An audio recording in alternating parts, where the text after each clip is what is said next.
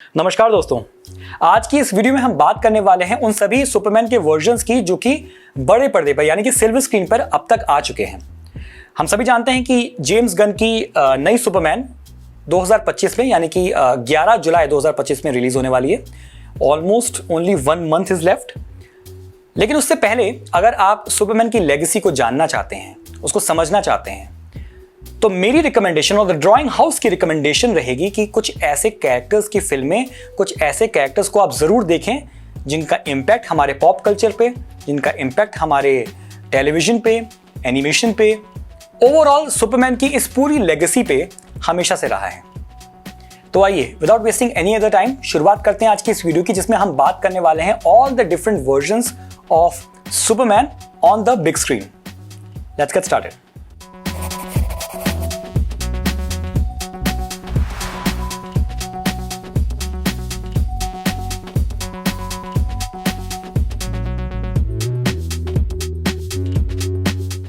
So let's start with Superman in 1978। जी हाँ, सबसे पहली फिल्म सुपरमैन की जो आई थी वो 1978 में आई थी। हालांकि यस आई नो कि 1978 से भी पहले 1951 में एक ब्लैक एंड व्हाइट फिल्म आई थी जिसमें जॉर्ज रीव्स सुपरमैन बने थे और वो उस जमाने की एक बी ग्रेड फिल्म मानी गई थी, Superman and the mole man. और ये फिल्म एक पायलट फिल्म की तरह थी जिसके बाद बहुत ही famous TV series adventures of Superman की शुरुआत हुई थी। लेकिन अगर हम कमर्शियल मूवीज की बात करें तो यस, सुपरमैन की शुरुआत 1978 में हुई, जिसके डायरेक्टर थे रिचर्ड डोनर और एज एन एक्टर सुपरमैन का रोल पोर्ट्रे किया था क्रिस्टोफर रीव्स ने।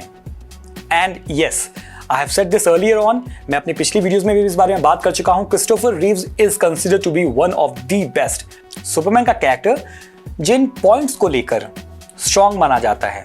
जो भी सुपरमैन के कैरेक्टरिस्टिक्स हैं, उन कैरेक्टरिस्टिक्स को सबसे बेहतरीन तरीके से अगर किसी कैरेक्टर ने, किसी एक्टर ने अपनाया तो वो थे क्रिस्टोफर रीव्स। इसका एग्जांपल कुछ यूं है कि अगर आप कॉमिक बुक्स और ग्राफिक नॉवेल्स के बारे में जानते हैं, अगर आप इंटरेस्टेड हैं, आप पढ़ते हैं, तो मैं आपको बताना चाहूंगा कोई भी बेहतरीन ग्राफिक नॉवेल को उठा लीजिए और उसमें आप ये पा सकते हैं कि उस ग्राफिक नॉवेल के राइटर और आर्टिस्ट कोई ना कोई क्रिस्टोफर रीव को एक श्रद्धांजलि देते हुए जरूर अपने कुछ स्टेटमेंट, कुछ लाइंस डेडिकेट करते हैं। I mean that's the kind of impact every American had on themselves. अगर हम क्रिस्टोफर रीव्स की बात करें, क्रिस्टोफर रीव्स की सुपरमैन के बाद 1980 में उसका सेकंड पार्ट, 1983 में उसका थर्ड पार्ट, 1984 में आई थी सुपर गर्ल जिसमें कि क्रिस्टोफर रीव्स खुद नहीं थे, और उसके बाद 1987 में आई थी सुपरमैन 4 क्वेस्ट फॉर पीस। सो 1978 से 1987 तक Christopher Reeves was the Superman और पूरे विश्व में सुपरमैन जैसा आइकॉनिक कैरेक्टर क्रिस्टोफर रीव्स ने बड़े पर्दे पर पॉपुलर किया। आइए इसके बाद आगे चलते हैं 2006 में, बिकॉज 2006 में आई थी सुपरमैन रिटर्न्स। इस फिल्म के डायरेक्टर थे ब्रायन सिंगर, जो कि ऑलरेडी उस जमाने में एक्समैन बना चुके थे। नाउ आपको याद रखना है कि 2006 की बात हो रही है, तब तक ये मार्वल सिनेमैटिक यूनिवर्स या डीसी सिनेमैटिक यूनिवर्स जैसी कोई चीज नहीं थी। सुपर हीरोज मौजूद थे लेकिन वंस इन अ वाइल इनकी फिल्में आया करती थी और ऑफ कोर्स उनमें से कुछ कमर्शियली बहुत बड़ी ब्लॉकबस्टर्स भी रही। लेकिन 2006 में कोई well established super hero timeline नहीं थी। ऐसे टाइम में सुपरमैन रिटर्न्स आई, जिसमें सुपरमैन का किरदार निभा रहे थे ब्रेंडन रॉथ। अगर किरदार की बात करूं तो ब्रेंडन रॉथ मुझे पर्सनली भी काफी अच्छे लगे, लेकिन यह फिल्म अपने आप में कमर्शियली उतनी बड़ी सक्सेसफुल नहीं बन पाई जितने की उस जमाने पे एक्सपेक्ट किया गया था। और उसका एक मेजर रीजन माना जाता है कि फैंस की एक्सपेक्टेशन थी कि अगर हम सुपरमैन की मूवी देख रहे हैं तो हमें उसमें वो अमेजिंग एक्शन देखना है जो कि हम कॉमिक बुक्स में पढ़ते आए हैं, कॉमिक बुक्स की इलस्ट्रेशंस में देखते आए हैं। एंड देयरफॉर अगर आप सुपरमैन रिटर्न्स को देखें तो आप ये पाएंगे कि उसमें सुपरमैन बहुत बड़े बड़े डीड्स कर रहा है। वो प्लेन को गिरने से बचा रहा है, वो पूरे शिप्स को उठा रहा है, वो क्रिप्टोनाइट माउंटेन को स्पेस में धकेल रहा है। So he is definitely showing off his strength. वो लोगों को बचा रहा है, वो मददगार है, लेकिन वो वैसे एक्शन पैक्ड सीन्स नहीं निभा रहा है जैसे कि आने वाली फिल्मों में हमें दिखने वाले थे। और उस टाइम तक मेरा यह मानना है कि यह सबसे बड़ी वजह रही कि सुपरमैन रिटर्न्स क्रिटिकली तो काफी एक्लेम्ड रही बट कमर्शियली उतनी नहीं चल पाई।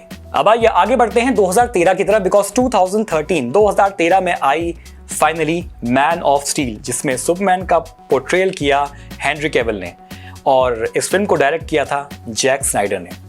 एंड आई बिलीव कि आप लोग जो ये वीडियो देख रहे हैं और अभी तक इस वीडियो में अगर बने हुए हैं तो शायद आपको ये बात पता होनी चाहिए कि Jack Snyder is very well known for directing super hero movies.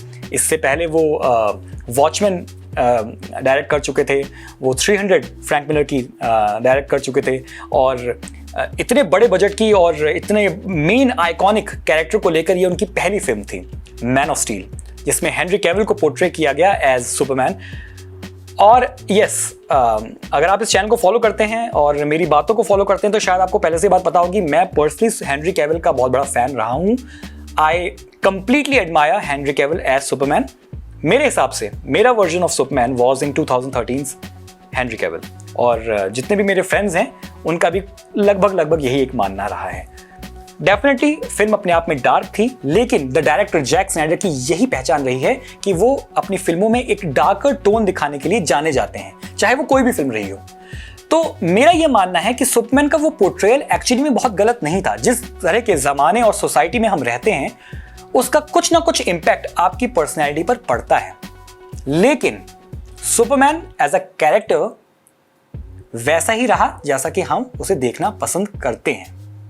He is strong, he is faster than a speeding bullet, लेकिन ही स्टैंड्स फॉर जस्टिस। और आज की डेट में जितनी भी ये कंट्रोवर्सीज होती हैं, जितने भी ये स्टेटमेंट्स दिए जाते हैं, चाहे आप स्नाइडर वर्स को लाइक करते हो नहीं लाइक करते हो, मेरा मानना है कि आप किसी भी वर्जन को बिलोंग करो, आपको वो सीरीज अच्छी लगी हो, आपको अब जो आने वाली है वो शायद बहुत अच्छी लगे, उसके ट्रेलर ज़्यादा अच्छे लग रहे हो, मेरा मानना है कि हम सभी ने मैन ऑफ स्टील एंजॉय करी और उसके आने वाली फिल्म को तो डेफिनेटली बहुत ज़्यादा एंजॉय किया, नो मैटर कितने भी आप कॉन्ट्रोवर्शियल बात कह लें। अब जब अगली फिल्म की बात हमने कर ली है तो आइए आगे बढ़ते हैं, 2016 पे जाते हैं। 2016 में आई थी Batman versus Superman Dawn of justice.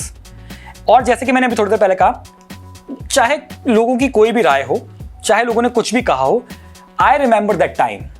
I remember कि वो समय क्या था 2016 में जब पहली बार Dawn of Justice Batman versus Superman का टीजर और फिर ट्रेलर रिलीज हुआ, तो जो पागलपन, जो एक थ्रिल लोगों में था, फैंस में था, कॉमिक बुक रीडर्स में था, उनका सपना पूरा हो रहा था। बैटमैन वर्सेस सुपरमैन हमें फाइनली बड़े पर्दे पर देखने को मिल रही थी और ये कुछ ऐसा था जो कि हर कोई देखना चाहता था। एटलीस्ट 2016 तक तो डेफिनेटली यही बात थी। और फिर इसके बाद 2017 में आई जस्टिस लीग। अब ऑफ कोर्स जब पूरी टीम बनी चुकी थी और एक तरफ मार्वल सिनेमैटिक यूनिवर्स आगे बढ़ रहा था, तो डीसी को भी एग्जैक्टली वही करना था। उसके काउंटर पार्ट में जस्टिस लीग बनाई गई। अब हम सब वो जानते हैं कि क्या कंट्रोवर्सीज हुई, जैक स्नाइडर ने फिल्म बीच में छोड़ दी थी और जस्टिस लीग जो बनकर आई वो काफ़ी अलग वर्जन था। All of a sudden after Man of Steel and after Dawn of Justice एक कलरफुल ब्राइट फिल्म हमें देखने को मिली जो कि डेफिनेटली स्नाइडर वर्स का हिस्सा नहीं थी। उसी के बाद 2021 में जैक स्नाइडर ने जस्टिस लीग फिर से री रिलीज करी। ये वो टाइम था जब पैंडेमिक चल रहा था, लॉकडाउन का टाइम था, और लॉकडाउन के टाइम में ये अनाउंसमेंट जब किया गया कि अपने पुराने शॉट्स को जोड़कर एक नई फिल्म बनाई जा रही है, तो सभी बेहद एक्साइटेड थे। And that was the last time हमने हेनरी कैविल को एज सुपरमैन देखा था। एंड फाइनली 2025 यानी कि ये साल है, जुलाई 11 2025 में जेम्स गन की सुपरमैन रिलीज हो रही है, जिसमें सुपरमैन का पोर्ट्रेल कर रहे हैं डेविड कॉन्सवेथ। और हम सभी जानते हैं कि डेफिनेटली यस, डीसी एक बार फिर से अपने सिनेमैटिक यूनिवर्स को रीबूट कर रहा है। ये बात बिल्कुल सही है, लोग कह रहे हैं, फैंस कह रहे हैं कि बार बार डीसी अपने आप को रीबूट करता है। जहां एक तरफ मार्वल सिनेमैटिक यूनिवर्स के दूसरे तीसरे चौथे फेजेस खत्म हो गए हैं, लोग फिल्मों को बोरिंग मानने लग गए हैं, वहां डीसी यूनिवर्स का रिबूट ही खत्म नहीं हो रहा है। And I completely agree. मेरा पर्सनली मानना है और मैं जानता हूं कि मेरे कई सारे फ्रेंड्स हैं, कई सारे स्टूडेंट्स हैं, उनका भी मानना है कि भाई ज़रूरत नहीं थी। हेनरी कैविल बहुत अच्छा चल रहा था और ऐसा भी इतना भी लंबा समय नहीं निकला है। अगर आप 2016 से कंपेयर करो, 2013 से कंपेयर करो, तो इतने साल भी पुराने नहीं हो गई ये बात कि आप कैरेक्टर को बदल दो। बट एनीवेज, अब तो फिल्म अगले महीने रिलीज हो रही है। टीजर ट्रेलर ऑलरेडी आ चुके हैं, उसके रिएक्शंस भी हमारे चैनल पे आ चुके हैं। ओवरऑल डेफिनेटली एक पॉजिटिव वाइब है। मैं ये बात पहले भी कह चुका हूँ। मैं ये बात भी पहले कह चुका हूँ कि जो ओवरऑल जो उसकी कॉस्ट्यूम है सुपरमैन की, उसमें ट्रंक्स पहनाए गए हैं, यानी कि वो लाल चड्डी जो पहनाई गई है, मुझे पर्सनली उससे कोई आपत्ति नहीं है।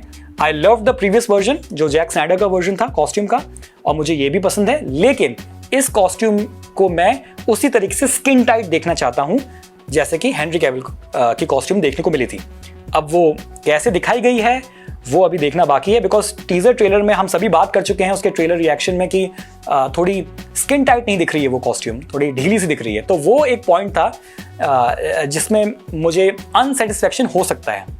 लेकिन अगर डेविड कॉर्नस्वेथ की बात की जाए तो उनका पोर्ट्रेयल सुपरमैन के रूप में अच्छा लग रहा है। This film definitely is quite comic book accurate, क्योंकि कलरफुल है, ब्राइट है, कुछ वही वाइब है जो कि 1978 से 1987 तक की जो सुपरमैन की जो वाइब थी, पॉजिटिविटी थी, वो वापस आ रही है। और हम इसको डेफिनेटली बिल्कुल अपोजिट मानेंगे फ्रॉम स्नाइडरवर्स। और यस, डेविड कॉर्नस्वेथ अपने आप में अच्छे लग रहे हैं। सो कुल मिला के ये 4 वर्जन्स हैं सुपरमैन के जो कि फिल्मों में देखने को अभी तक आए हैं 1978 से। अगर आप 1951 भी इंक्लूड करना चाहते हैं जॉर्ज रीव्स का, तो उसे भी कर लीजिए, उसको मिला के 5 वर्जन्स आप मान लीजिए। तो ये 4 या 5 वर्जन्स हैं सुपरमैन के। इसके अलावा सुपरमैन के वॉइस ओवर्स एनिमेशन में और गेमिंग में वो अलग हैं, उनकी बात हमने नहीं करी है। हमने टीवी सीरीज की बात नहीं करी है, हमने एनिमेटेड मूवीज की बात भी नहीं करी है। तो उन सबको हटा के इस वीडियो का मकसद था आपको सिर्फ वो वर्जन बताना जो कि सिल्वर स्क्रीन, बड़े पर्दे के लिए बने हैं। ये वर्जन्स अगर आप कलर्ड फिल्मों की बात करें तो 4 हैं, 1951 वाली ब्लैक एंड व्हाइट को मिला दें तो 5 हैं। और मेरा ये मानना है, मेरा ये कहना है कि अगर आप सुपरमैन की मूवी लेगेसी को जानना चाहते हो, वैसे तो अगर मैं कहूंगा कि अगर आपको लेगेसी जाननी तो आपको कॉमिक बुक्स तक आना ही पड़ेगा, बिकॉज वो असली जेनेसिस है, वो असली सोर्स मटेरियल है। लेकिन अगर आप सुपरमैन की लेगेसी, फिल्मों की लेगेसी को जानना चाहते हो तो मेरा ये कहना है, मेरा ये रिकमेंडेशन है, द ड्राइंग हाउस का ये रिकमेंडेशन है कि डेफिनेटली आप समय निकालें, और अगर आपने ये पिछली फिल्में नहीं देखी हैं या इनमें से कुछ मिस आउट किया है तो इनको डेफिनेटली देखें। तो ये थी आज की वीडियो। अगर आपको ये सभी पॉइंट जो मैंने आज बताए हैं, जो कुछ भी मैंने इसमें कहना चाहा है आपसे, अगर आप तक ये बात कन्वे हुई है, अगर आप एग्री करते हो तो प्लीज हमारे साथ जरा वार्तालाप कीजिए, बातचीत कीजिए, कुछ कमेंट्स कीजिए, हमें मोटिवेशन दीजिए कि आपको ये वीडियोस कैसी लग रही हैं। If you want more such videos तो हम और बनाएंगे। This was the video, guys. Thank you so very much for watching this video. Like it, subscribe to the channel, share the video with others. Thank you so very much. Goodbye. God bless you. Superman coming in theaters on 11th July. देखने चलिएगा।